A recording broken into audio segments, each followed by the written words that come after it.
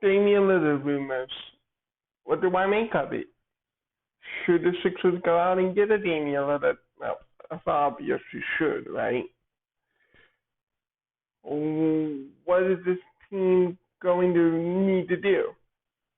This is Sixer Universe, and we're going to go into an off-season video.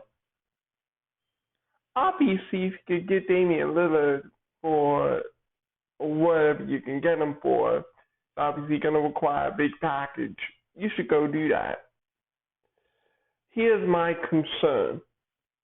My concern is that the Sixer organization gets too obsessed over a Damian Lillard or a Bradley Beal that it misses the point. The point being is that Ben Simmons failed to become Joel Embiid's number 2. Actually, at this point, it's not debatable if he's even the number 3. Is the number 3 currently on the roster, Tobias Harris or Steph Curry? I don't think, unless he wows us and comes and he's hitting 15-foot jump shots and has a live dribble game to him all of a sudden, which I just incredibly doubt. The only thing that you would do if you brought Ben back, this is the only thing that would happen. Right now, the only thing you could say, you hear these media types about it, he won Rookie of the Year back in 2016, who cares? Or he was on the All-NBA team. Not my fault. That was your fault as a media. You put him there. He didn't deserve All-NBA for a team in 2019, but you put him there. But all these awards that Ben has won in the past have inflated his player value and to a degree still inflates his trade value. Not as much as it would have last year or even 2 years ago, but people still look at him like he's 24. And that's a saving grace.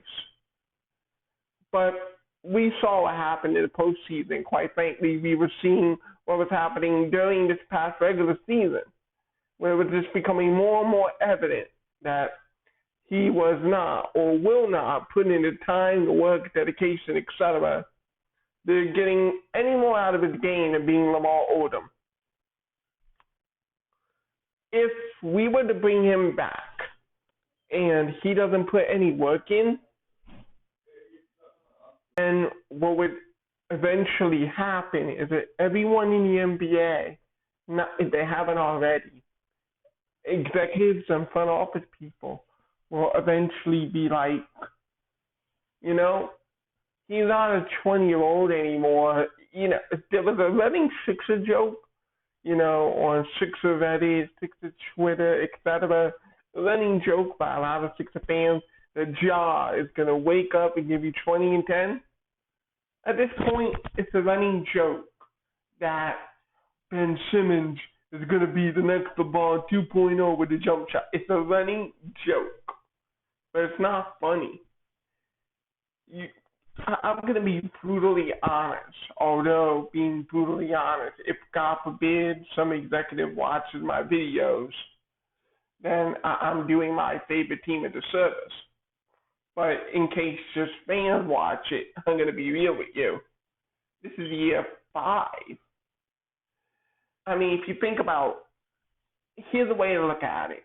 Think of every prospect that you have ever watched in your lifetime as a fan. And by years 3, 4, 5, you get an idea. You get a sense. At this point, when Ben is 25, at that 25 age, we say you're in your prime. That's what we say. We say that the player is entering his prime. But that's what Ben Simmons is. He is entering his prime. His development by now should have accelerated to a point where he was 2 or 3 times the player that he is at LSU. And I don't care to give Ben the media blitz of, oh, what an amazing defender I became. You were a good defender out of LSU. You were a good defender out of the gate. you have become, yes, a great defender, but that's not a big leap to me. It's not. It means you're making your rotations harder. You know, you're doing a better job off screens. You're using your wingspan, your body to guard guards and wings, although not necessarily big men. But you're a great positional wing defender. Hooray! I don't recall picking that kind of guy number one overall.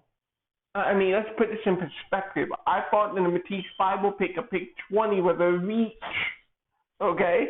That's how much defenders are great, and you need to defend in this league. But I think there are two skills that we have found as Sixer fans to be grossly overrated. Being a defensive player with no offensive tools, and being some spot shooter who, again, has no tools, but he could stand in the corner. Whoop-de-doo! Who cares? I don't.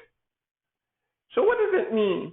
Well, if you go and you look back at Ben's stats, we always say 18, 8, and 8. Well, here's the truth. He only gives you 18, 8, and 8 during the month of February. As far as the whole year is concerned, for all 4 years, it's either 15 or 16 a night. There was one almost 17-point game, but not really.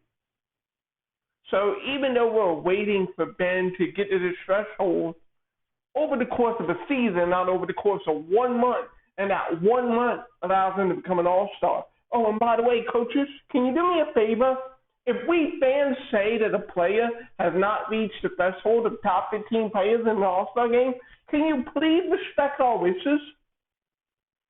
It does no good if we as fans say you don't make the cut and then you put them out of reserve. It literally makes no sense. Top 15, that's what the All-Star game is. The top 15 players in the Eastern Conference, the top 15 players in the Western Conference, the top 30 players in basketball. It's no different from the NFL All-Pro Bowl. It's literally no different. That's what the All-Star break is for. And if you disagree that the All-Star is not that, then the All-NBA teams are certainly that. And you can argue, you know, the year before this year, Joel B gives you 22 and 12. He's not on an All-NBA team. But Ben Simmons, again, his career average is 15 and 8 rebounds. So on Embiid's worst year, he's still, in my view, substantially better than Ben Simmons. How the hell would Ben Simmons make an All-NBA 13? So really, the Ben Simmons thing, it was created by the media.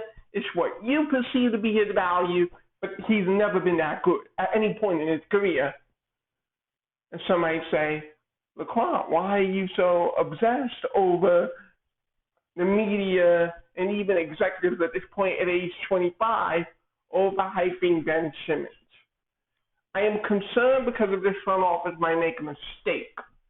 The one constant thing that we've heard, we want an all-star player back. We want all-star player back. I am concerned if the Sixers, you can either do two things really dumb here. Number one, you could keep them and then you're just playing the year. I'm just going to tell you right now, you lost to the Hawks. Let's think about this rationally. The 3 playoff losses, we're not going to count the one in 2020 because obviously not only were you not healthy, but because that team was fucking trash. Josh Richardson, Al Horford. We're just going to forget that thing ever happened. The 3 playoff losses where Ben and Joel were together. You lose to a Celtic team that had a rookie Jason Tatum, and I think second or third year Jaylen Brown. Terry Rozier had the breakout party of sorts, and Aaron Baines started hitting 3-pointers. Is what it is. And then the next one, obviously, I don't even know if I want to call it a heartbreaker anymore. Obviously, the Kawhi shot can make you feel a certain way, but I'm not heartbroken by it anymore. What breaks my heart is what just happened. But You lose 4 bounces to Kawhi Leonard, one of the top 10 players in the game, and arguably one of the top 3 small forwards in the NBA.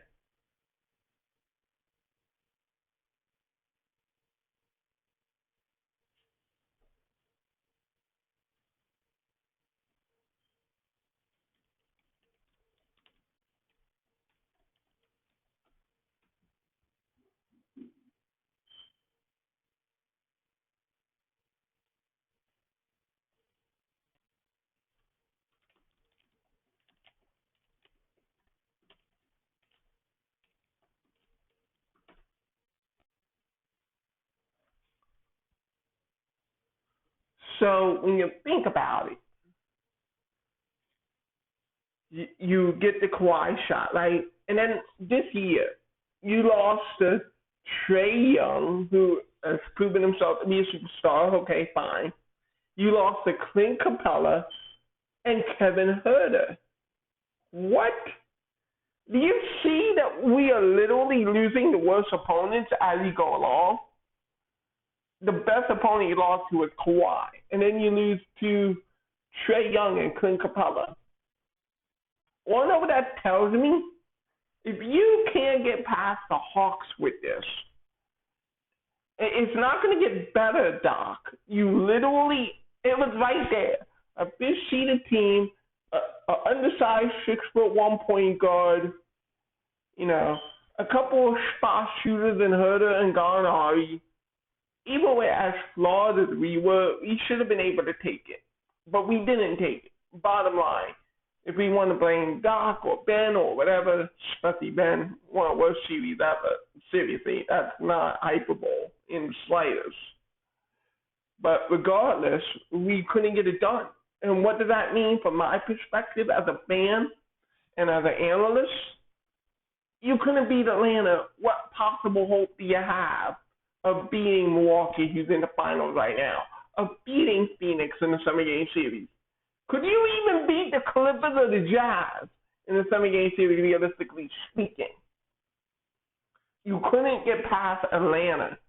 Basketball is a meritocracy. It is a talent meritocracy league. You are only as good as your talent at the end of the day, and you fail to beat Atlanta. So do you think I have any interest in running this back? None. Zero. Nada. I have zero interest in running this back. The only thing running this back accomplishes, you're not going to get more value. If Ben doesn't improve, you're not going to get more value out of him playing more games. If anything, his value is going to decrease. There's no way, shape, or fashion that Ben Simmons can return to training camp unless you're just intent on wasting everybody's time. And the reason why this is such a big focus for me right now is because of that emphasis on all-star player. I am afraid the next worst-case scenario, the Sixers go and trade Ben Simmons to some guy on a fat contract, although Ben Simmons is the worst contract in the league, in my opinion, so it can't get any worse than that. But still, I fear, we just went and got this all-star. I don't give a shit if a player made an all-star or not. Seriously. Let me repeat that. And obviously, in the context, would I want what I just pronounced to be one of the top 30 players in the league? Hell yeah, I would. But the all-star game, because of everything the media has done, which I described earlier in this video, because of how they devalue the NBA All-Star game. Put it this way, Julius Randle made an All-Star game. So am I interested in trading Ben Simmons for Julius Randle? Subjectively, Julius Randle is a better player than Ben Simmons, but it doesn't fit. And not only that, but Julius Randle by himself doesn't change a thing. Would I trade Tobias Harris for Julius Randle as a better example? Is that going to move the needle? I don't think so. You see, this is the problem here. I care more for the player's position at this point than I care for whether he made a subjective All-Star game or not. The All-Star game no longer elevates a player's value if he just gets it. You literally held Trae Young out of an All-Star game. You did not vote for Trae Young in an All-Star game.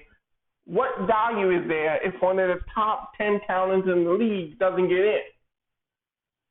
So at this point, because the All-Star game is so subjective, that's such a very flawed viewpoint of it. So, for example, the rumored, reported Brogdon 11th for Ben, yes, yes, please. Realistically speaking, I don't think the Portland Trailblazers will want Ben Simmons' god-awful contract. I really don't. Would you? You know, I was on Run It Back Nation, the live stream. Shout out to DJ. And I was on the live chat, and Jimmy J, he made a good point. Celtic fan, kind of a troll of Sixers, but he was like, we talked this trash about the guy who averages a career 15 points, 8 rebounds a night. You know, we say that this guy is not who we want him to be, and that's true. So the flip side of that, think about it from the Blazer perspective. Damian Lillard is my only asset, and what I'm going to bring back is a forward who averages 15 points, 8 rebounds, and has one of the worst contracts in the league. I do think they're going to probably have to involve a third team, but this is why I don't want us to be hung up on Lillard or Beal. Obviously, those should be your primaries, don't get me wrong. But I am a fan of soft reset. You trade Ben, yes. You know, you could talk to a Spurs, a DeJounte Murray looking like a young good guard in this league, or a Lonnie Walker, who I really liked in that draft class, a Keldon Johnson, get a first round pick from them. That's obviously something.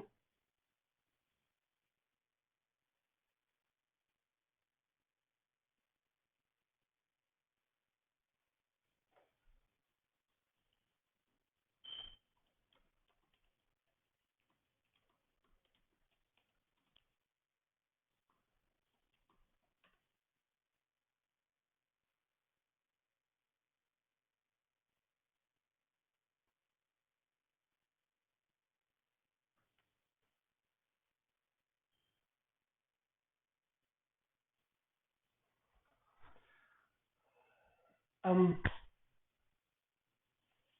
to me, I don't think I don't think a team in Portland is going to be interested in paying Ben Simmons $40 million. Or put it another way, I don't think a team would be interested in paying Ben Simmons like he's Kevin Durant or Kyrie Irving. That's a terrible contract. But I mean, I'm not going to mention it's a terrible contract. If you can get picks expiring young players, I do it. Because those picks expiring the young players, it could either lead to Bradley Beal or Damian Lillard in the first place, or young players can improve, and they can improve quickly, just like Tyrese Maxey. Tyrese Maxey came into the league in the most unfavorable circumstances.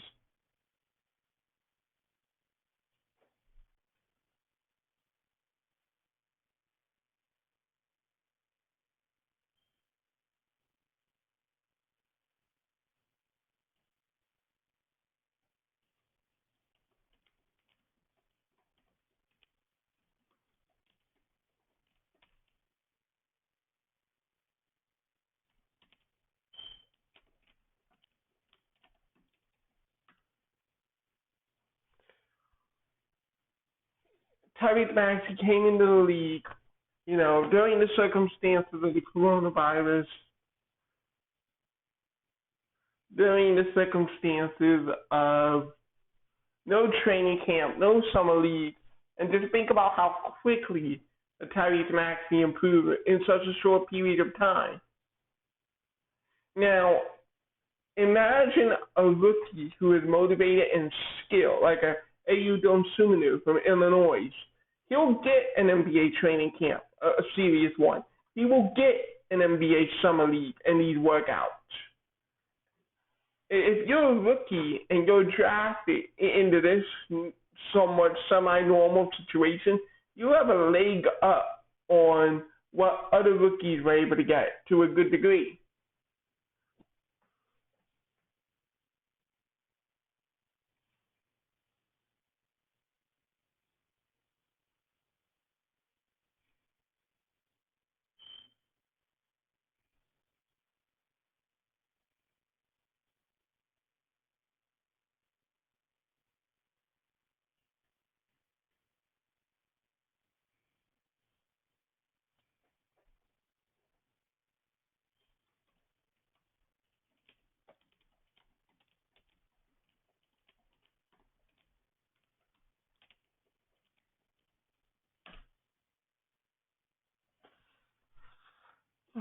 But my whole point is this. I think this is a deep draft.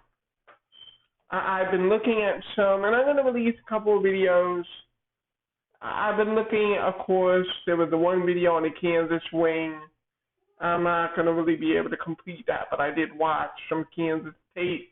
I think that wingman has some pretty solid defensive tools.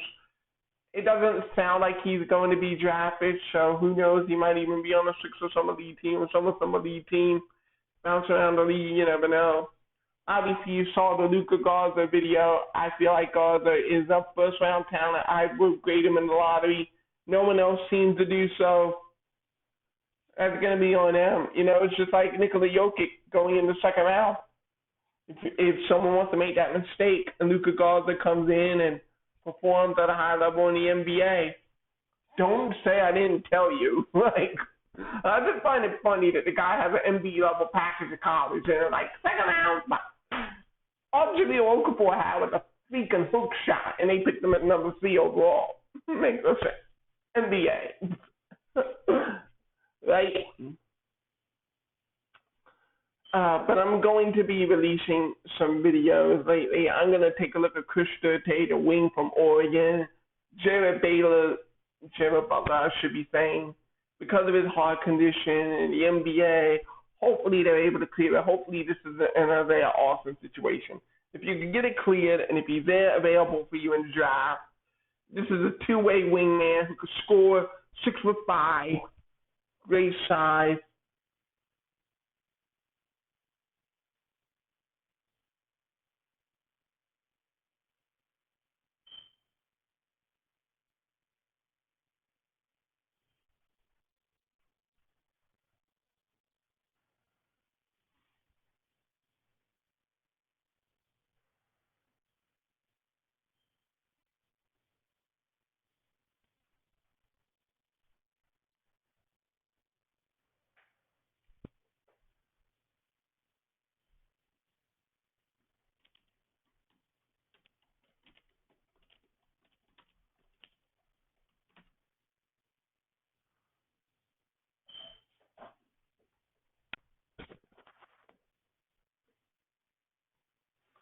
So yeah, this is Sixer Universe. I just wanted to make my little rant on the off season. How can I sum it up? I'll sum it up like this. If Lillard and Beal is available, and if you get a deal in principle, go for it. Obviously, I would love a top of the line guard in Damian Lillard or a top of the line guard wing in Bradley Beal. And at that point, when you get a Lillard and get a Beal, then you can have your little spot shooter for all I care, because we're not going to be counting on spot shooter to actually score the ball. But if you aren't going to get those two, don't get hung up on, oh, well, there isn't a superstar difference maker. Ben isn't a superstar. Trade the contract before it gets worse, soft reset, and put yourself in a situation.